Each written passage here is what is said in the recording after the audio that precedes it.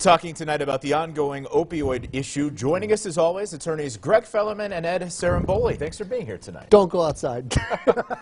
Yeah, brutal cold tonight and tomorrow. Don't do it. Just don't do it. Be easy with that. Be careful. Layer up. But, you know, there's another big issue, the opioid problem we're going to talk about tonight. And Mike in Whitehaven says, I see that you guys are involved in the opioid litigation.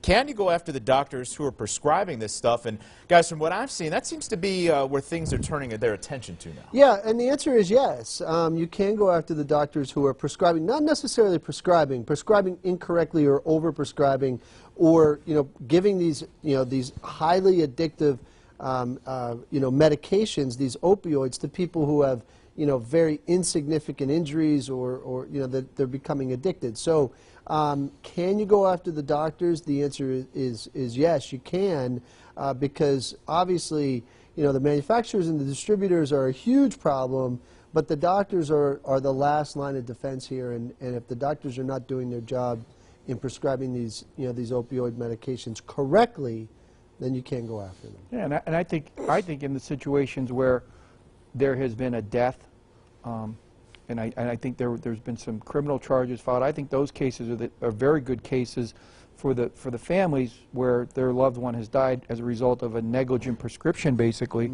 from the doctor. And I think those are the cases that they should use an example, to send a message to people like, look, this is not what's acceptable in our community, to be prescribing these and letting these people, and again, they're very fact specific, but I think the doctors are the gatekeepers, and they have to make sure that they're not over prescribing.